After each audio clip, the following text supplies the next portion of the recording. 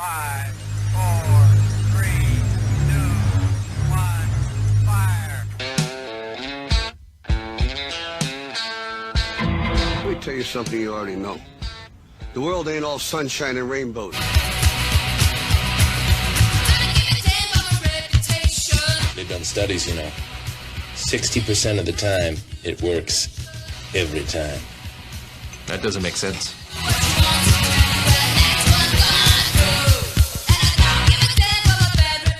Right, when you go into a date and you go, hey, this is all I got, man. All right? If you don't like it, tell me now. We'll do some shooters and we'll leave. You are not machines. You are not cattle. You are men. You have the love of humanity in your hearts. It ain't fair. I don't care how you spin the numbers. It ain't fair. That's an idiotic Well, I don't think so. I thought it was very creative and very nice. I'm funny how? I mean, funny like I'm a clown. I amuse you.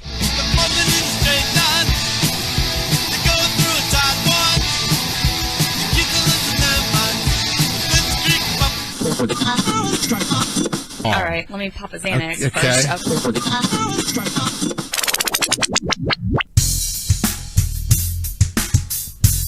All right. The wait is over. When you were young and your heart was an open book, you used to say live and let live. You know you did. But if this ever-changing world of which we live in makes you give in a cry, just say live and let die. That's right. Live and let die. Gone but not forgotten. Sir Roger Moore, the secret agent man, 007, passed away this week at 86. He was an old guy, but he done really well. He was a 70s guy, so I watched a lot of Roger Moore. I know everybody like Sean Connery, because Sean Connery spoke like this. He was really good. Everybody likes Sean Connery. He was the man's man. He was something else. But I liked Roger Moore. I thought Roger Moore never got his due. I thought he was a good guy. And, of course, he aged, got a little up there in age. But he finally succumbed to cancer. He was in Switzerland when he died. So our condolences to Roger Moore, 007, gone but not forgotten. He was a dapper guy. I mean, look at this guy. Look at him. He's a dapper guy. He must have been very, very popular with the ladies. He was married 4 times. So my man was a player. He was out there hitting it, if you know what I mean. So he was doing a good deed. Hate to start off with the obituaries, but it just seems to be every week somebody's gone. Last week it was Chris Cornell. Now it's Roger Moore. I mean, who's it going to be next week, man? You never know. It could be you. So be good. Say your prayers. Well, let's shift this topic to Trump. As we all know, Trump went over to Saudi Arabia. And Donald Trump, first of all, people always ask me, they say, what's the one subject that you really don't like talking about? And I have to be honest with you. Full disclosure, I hate talking about the Middle East. I hate it. Hate it. Why? Because you have to be a PhD in Eastern European, Middle Eastern stuff, all the factions, all the tribes, all the networks, all the imams, all the kings, all the takeovers, Israel. I mean, you got everybody over there, and then you turn around, you got ISIS. You got ISIS. I don't know what we're going to do with this thing, ISIS. You got Daesh. I call him Douche. It's always a good name for him. And Taliban. You get all these guys. And it always amazes me that when Donald Trump does something really good, all of a sudden the Democrats shut up. You don't hear them. You don't hear what they're saying. All of a sudden they're quiet. He went over there. They were salivating.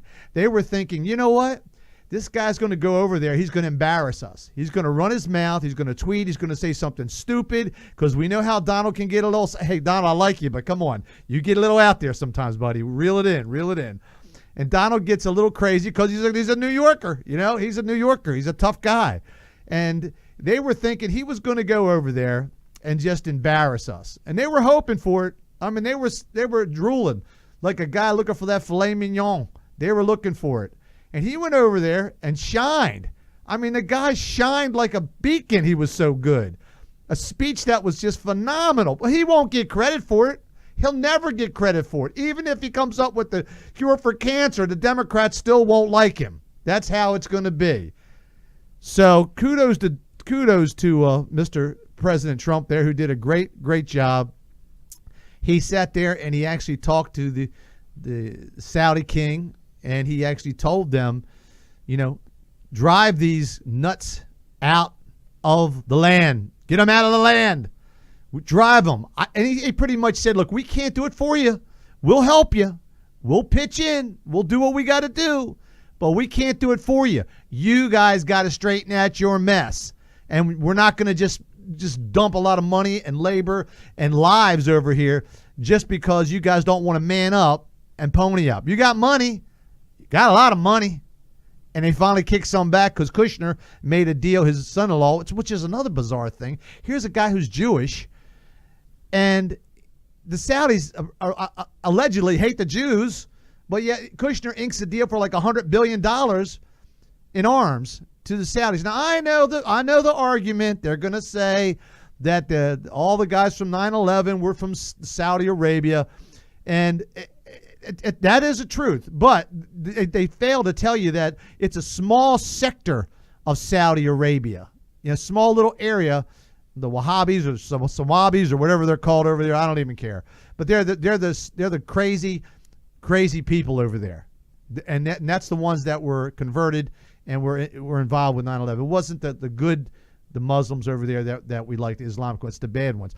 And how people seem to think because we go over there, we're going to somehow be able to take our Christian thoughts, our prayers, and our way of life, our culture, the way we think, the way we do everything, and somehow we're going to go over there after 10 godzillion years, and we're going to seed those guys with our great Christian thoughts, and they're going to somehow come around and go, oh wow, we never thought of that. Wow, doggone well, it's never going to happen. Never, ever, ever going to happen. Okay, that's a pipe dream. Never going to happen. Okay? That's like the Chinese coming over here and telling us we're going to have to be Buddhist or something. Never going to happen. We're over there. We're messing with these guys. Look, we need to set the seed for them. Okay, here's how you do it. You got to take, how you seed grass, right? So here's what you do. We're going to have to go find the Taliban. We're going to have to find ISIS. We're going to have to find douche. And we're going to have to find a couple of them other ones that I really love. And then we're going to have to reach into our bag, and we're going to actually have to seed them. See, we're going to make sure that we get out all the seedlings that we can and seed it all over them. If you know what I'm saying, you get me? You getting me here now yet? You know how to seed? Hey, guys, you know how to seed? That's what we're going to do to ISIS and the Taliban, and we're going to do it to all those guys. We're going to seed all over their face. That's what we're going to seed. So then they'll seed that, okay? That's how I feel about those guys. Piece of crap. And so he did a great job, fantastic job. I thought that he should have got more credit for it, but he never will. So he looked good. And, of course, Melania was with him, and they saw her push his hand away when they were getting off the plane. That he went to reach for her, and she kind of shooed him away, and they thought that was oh my gosh, that's it, they're breaking up. Everybody likes drama. It's like they look for drama, and all she was doing was saying to him, you're the man, go do your thing, go do your thing, man. You're the man. I know this. You're with the king. You don't need to hold my hand. You're the man. You go ahead, walk on up, don't touch my hand, go do your job. And that's what she was doing. She wasn't trying to diss him or push him away or to say, oh, I'm mad with you. She's much too classy of a person, much too beautiful to pull a stunt like that. Any dirty laundry that they have, and we all have some, not all, but any dirty laundry that they have between each other, they're going to take it behind the rooms, behind the bedroom, shut the door, and they're going to have at it. So don't worry. Everything's good there. And then, of course, he goes to Israel. First time they've ever flown from Saudi into Israel, and another first for the president. He did a great job, patched up things with the Israelis. went to the Wailing Wall, the only president in history to go to the Wailing Wall, and stuck a note in there. I would love to know what the note said. I don't know if he was, wishing peace on everybody. Was he wishing, more money? I don't know. The Trumpster can get a little crazy with that, but he did really good. He did really good, but there's no way in the world we're ever going to change their way. I tell you what, we're actually making a strategic move here because we know that Iraq and Iran, we know how crazy they are. They're working with the Chinese to develop, nuclear weapons. So we're picking sides. Our side is the Saudis, and our side is Israel. That's our side. They're picking the other side, so it's a gamble. It's a high-stakes gamble here. Okay, so let's just hope it pans out, and I think it will because, Donald isn't he doesn't get the credit he deserves. You got to remember, he was a mogul big time in Manhattan, in Queens, in New York, and that's not easy. You try to go up there. I know his dad gave him $1 million, yada, yada, yada. You can't be hating a guy because a guy gave him $1 million. I wish I would have been given $1 million. I would have loved, maybe I'd have been with Melania too. Who knows? Watch out, Donald, I'm coming. So anyhow, the whole deal is he's a tough guy. He has to deal with New York. He has to deal with all the politicians in New York. He had to deal with all the mafia up in New York. They control a lot of the stuff. So making mega deals with corporate people and worldwide money. So he's not some slacker coming off the boat. Okay, he can deal with these people. So that's why the Democrats are surprised when he shows up and he actually does a great job. They don't ever give him credit. So. And be honest with you, the Republicans don't give him much credit either. They should be out there waving the flag and really supporting this guy and telling him, hey, you're doing good. You're doing good, man. You're doing good. But Paul Ryan won't do that. Paul Ryan won't do that. I don't know what the deal is with Paul Ryan. I got a feeling he's just setting himself up for the next run. He's going to try to go after the presidency, and we'll see how that goes. Lastly, but not least, I want to talk a couple little things about the bombing that just took place in England, okay? Ariana Grande had a concert in Manchester, as we all know. 22 dead, couple hurt, kids, some as young as 8 years old. What in the, if you would have told me that there was going to be an Ariana Grande bomb, I would have thought, you're crazy. That's never going to happen. Now, I would have expected it at like Hatebreed or Anthrax or I don't know, some crazy metal band. They got those crazy metal bands in Norway and up in that neck of the woods. I would have expected something like that where, you got some crazy people. But this guy apparently was from Libya, and he was born in England. He was an English citizen, but he has roots in Libya. And, of course, I don't even want to mention the guy's name because he's a piece of dog crap. So, these people come over here, and I'm glad that our president realizes that this could happen here. It's still May. I mean, there are some seeds out there. There's some places in some of these Muslims, and they're not all bad. Don't think I'm just bashing on the Muslims because the Muslims are bad. They're not all bad. But the ones that are down in the basement of their mosque and are all plotting right now, I hope that they know that we're watching them and we're coming after them, because that's what it has to be. We cannot tolerate this. We cannot tolerate this. And I know Tripod back there, he doesn't have a clip of this, but I'm going to switch real quick to Turkey. One real quick thing on Turkey. They had their Turkey king come over here a couple weeks ago, and their guys actually, the bodyguards attacked our guys. The guys that were protesting in the street in Washington, D.C. got attacked and beat up and got stomped just like they were a piece of garbage. And how in the world can Turkey come over here, have their thugs come over here and attack our guys on the street? Now, I don't even know what they were protesting. I don't know what their sign said. Sign said, you got to be a membership card to get inside. Ooh. And that's what happened. They were sitting there protesting. These guys come up. They got film. I'm sure you've seen it on CNN and every place else that has it. They attacked us, our citizens. Now, I may not even agree with what the heck they were protesting, but they got a right to protest. And they were very civilized.